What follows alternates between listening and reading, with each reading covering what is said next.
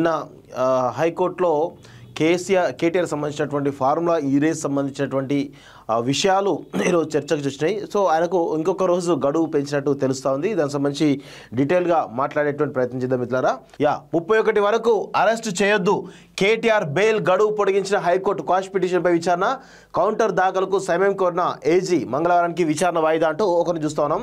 So formula ఈ race కేసులో A1గా ఉన్నటువంటి కేటీఆర్ను ఈ నెల 31వ తేదీ వరకు అరెస్టు చేయొద్దని హైకోర్టు ఆదేశాలు జారీ చేసింది.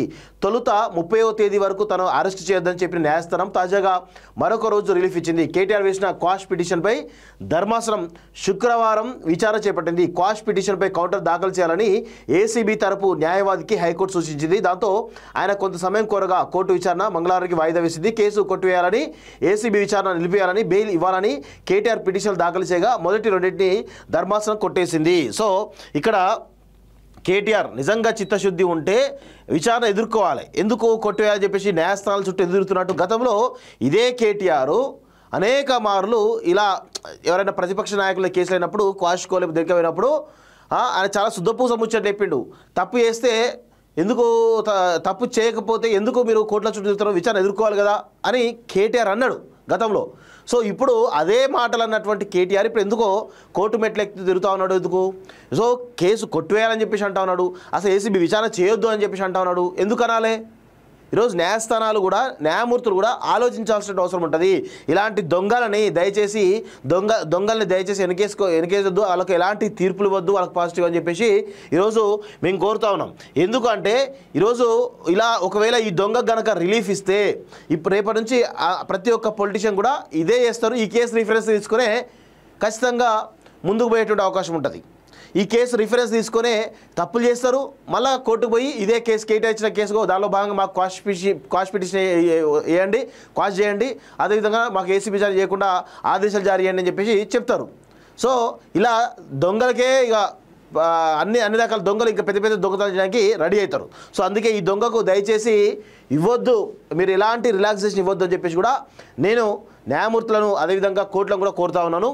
సో ఈ నెల 31 వరకు బీఆర్ఎస్ వర్కింగ్ ప్రెసిడెంట్ మాజీ మంత్రి కేటీఆర్ను అరెస్ట్ చేయొద్దని శుక్రవారం హైకోర్టు ఉత్తర్వులు జారీ చేసింది. అంతకుముందు ఫార్ములా F1 రేస్ కేసులో A1గా ఉన్నటువంటి కేటీఆర్ తన మీద నమోదైన కేసును కొట్టివేయాలని దాఖలు చేసినటువంటి క్వాష్ పిటిషన్ పైన హైకోర్టు విచారించింది. అటు ప్రభుత్వం తరపు న్యాయవాది, ఇటు పిటిషనర్దారుడి తరపు వాదనలు విన్నటువంటి కోర్టు ఈ నెల 31 వరకు కేటీఆర్ను అరెస్ట్ చేయొద్దని ఉత్తర్వులు ఇచ్చింది. అంతేకాకుండా క్వాష్ పిటిషన్పై విచారణ మంగళవారానికి వాయిదా వేసింది. అయితే క్వాష్ పిటిషన్పై కౌంటర్ దాఖలకు సమయం కావాలని ఏసీబీ అధికారులు కోరడంతోనే విచారణను కోర్టు వాయిదా వేసింది అన్నట్టు తెలుస్తూ ఉంది. ఫార్ములా రేస్ కేసులో A1గా ఉన్నటువంటి కేటీఆర్ బెయిల్ గడువు డిసెంబర్ 30 వరకు ఉండగా డిసెంబర్ 31 వరకు న్యాయస్థానం పొడిగించింది. ఫార్ములా కేసులో కేటీఆర్ తనపై నమోదైన కేసులో హైకోర్టులో 3 పిటిషన్లు దాఖలు చేశారు.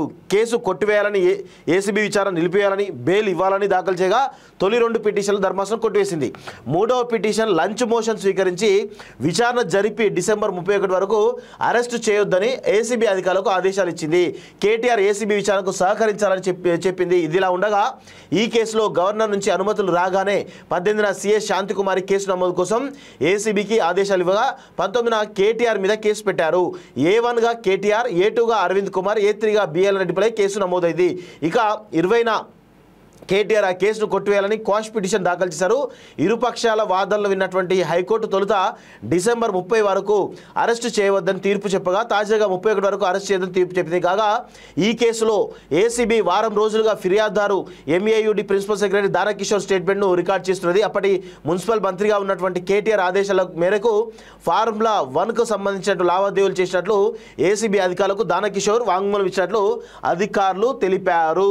సో ఇక ఇప్పటికైనా కానీ బెయిల్ కూడా దయచేసి ఎవరికి కేటీఆర్కు బెయిల్ కూడా ఇవ్వద్దు, మంజూరు చేయొద్దు అని చెప్పేసి కూడా నేను కోరుతా ఉన్నాను. ఎందుకంటే ఇలాంటి దొంగలకు గనక మనము రిలాక్సేషన్ ఇస్తే రేపటి రోజున ఇంకా చాలా పెద్ద దొంగలు కూడా ఇదే కేసు రిఫరెన్స్ తీసుకొస్తారు. కాబట్టి ఆయన చేసింది తప్పు. ఈరోజు RBI గైడ్లైన్స్ ప్రకారం ఆయన పనిచేయలేదు, ఈరోజు ఆర్థిక శాఖ అనుమతి ప్రకారం పనిచేయలేదు, కనీసం క్యాబినెట్ తీర్మానం లేదు, కనీసం HMDA ఎక్కడికి పోతున్నాయో డబ్బులు ఎక్కడికి పోతున్నాయో కూడా చెప్పలేదు, కనీసం ఏమన్నా మ్యూచువల్ MOU ఉందా అంటే అది లేదు, అగ్రిమెంట్ ఉందంటే అది లేదు, ఏది లేకుండా దాదాపు 45 నుంచి 50 కోట్ల రూపాయలను ఎట్లా విదేశీ కంపెనీలకు తరలిస్తారు? ఇది చాలా పెద్ద క్రైమ్.